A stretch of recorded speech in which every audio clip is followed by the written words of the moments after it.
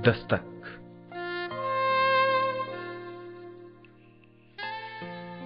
धड़ धड़ धड़, बिल्कुल नई तरह की दस्तक। ना कोई जज्बा, ना मोहब्बत, ना गुस्सा, ना हमदर्दी, बिल्कुल मशीन की तरह।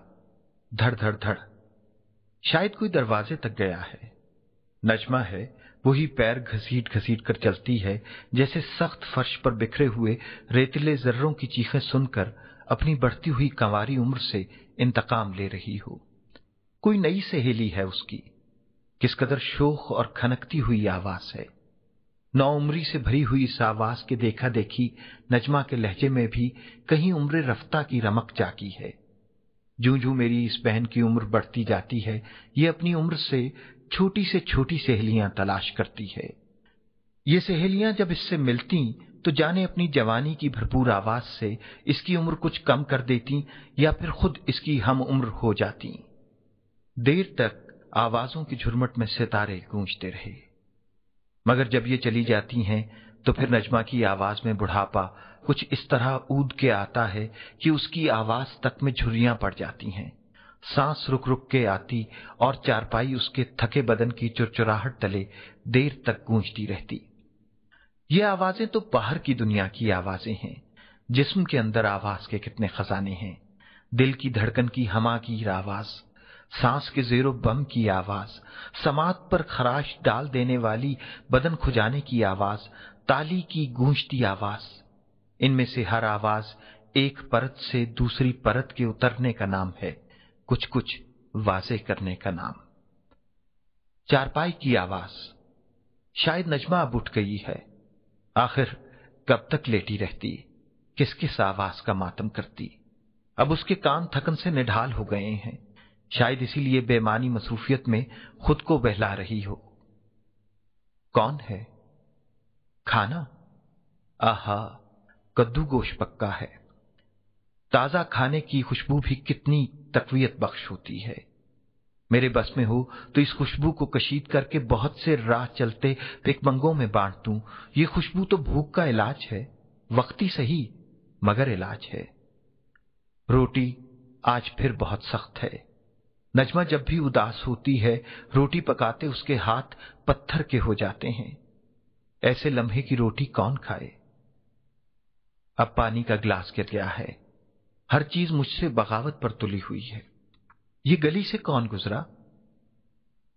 परवीन आज फिर ट्यूशन से लेट आई है। आज फिर उसका बाप उसे मारेगा। आज फिर देर तक उसके रोने की आवाजें आती रहेंगी। और फिर जब हर तरफ झींगरों की आवाजें और चौकीदार की जागते रहो की सदा सुनाई देगी, उस वक्त फजा में उस सस्ते परफ्यूम की खुशबू फैलेगी जो परवीन को दर्जी के बेटे ने दिया होगा। और कल फिर वो ट्यूशन से लेट आएगी। एक आवाज के खत्म होने और सन्नाटे के शुरू होने का दरमियानी वक्फा बड़ा फैसला कुन होता है।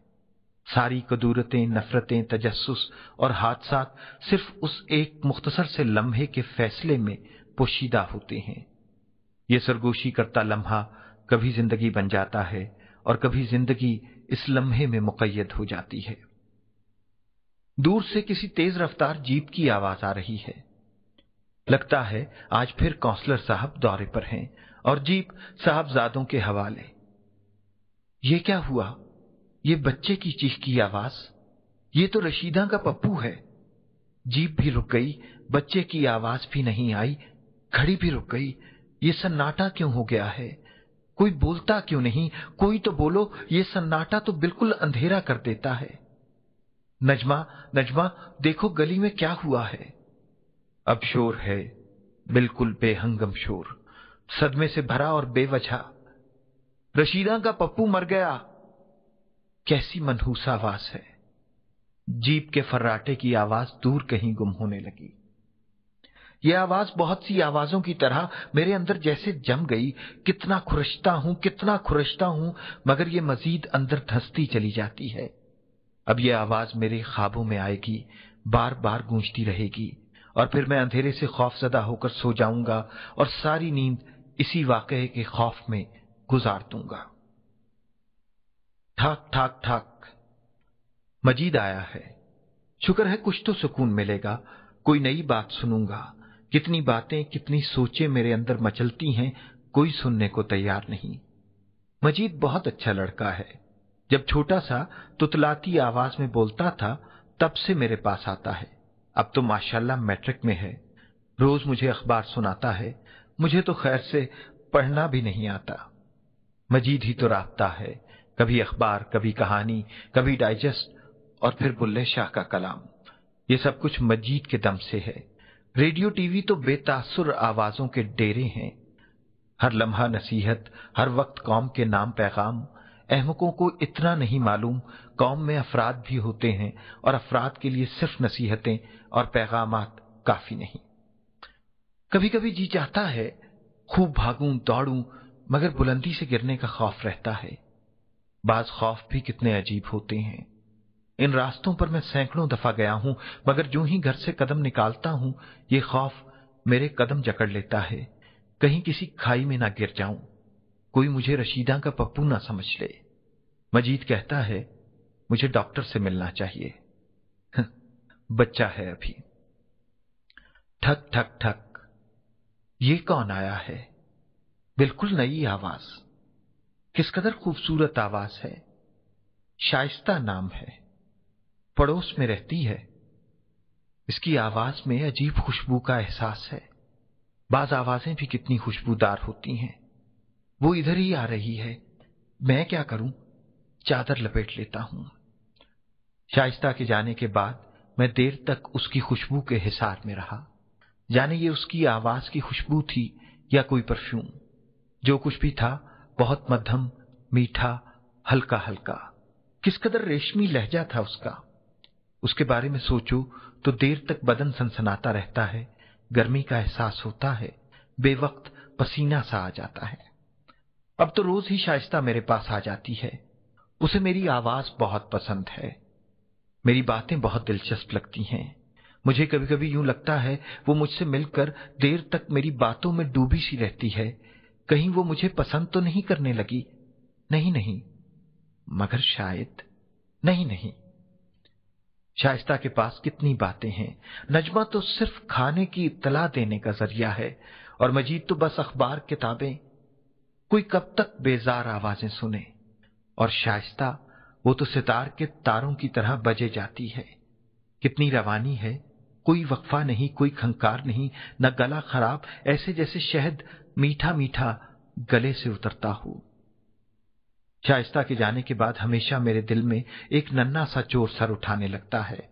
जी चाहता है कोई प्यारी सी बात कहूं, उसे अपने दुख बताऊं, उसको कह दूं कि नहीं नहीं, शायद किसी दिन कह दूं। डरने की क्या बात है, वो मुझे समझती है, मेरा दुख जानती है। मुझे भी खामखा खौफजदा रहने की आदत है, जैसे बुलंदी का खौफ हर लम्हा मुझ पर तारी रहता है। अब तो घर से बाहर जाने को जी चाहता है। डरने की क्या बात है। आज तो शाइस्ता बहुत तेज से बैठी है। वो उठकर मेरी चारपाई पर आ गई है। ये मेरे दिल की धड़कन क्यों चीख रही है? उसके बदन से कैसी खुशबू फूट रही है। कह दूं? नहीं नहीं। अब उसने मेरे कंधे पर हाथ रख दिया है। क्या करूं? ये खुशबू तो मुझे पागल कर देगी। वो मुझसे कुछ कहना चाहती है। मैं कह देता हूं। शाइस्ता ने धीरे से मेरे कंधे से हाथ उठाया और उसी हाथ से अपने आंसू पोंछे। कहने लगी, तुम कितने ही खुश शक्ल, खुश ख्याल, खुश आवाज क्यों ना हो, मेरे माँ बाप आंख का नूर मांगते हैं। शाइस्ता चली गई और मुझे बहुत बुलंदी से किसी चीज के गिरने की आवाज देर तक सुनाई देती रही।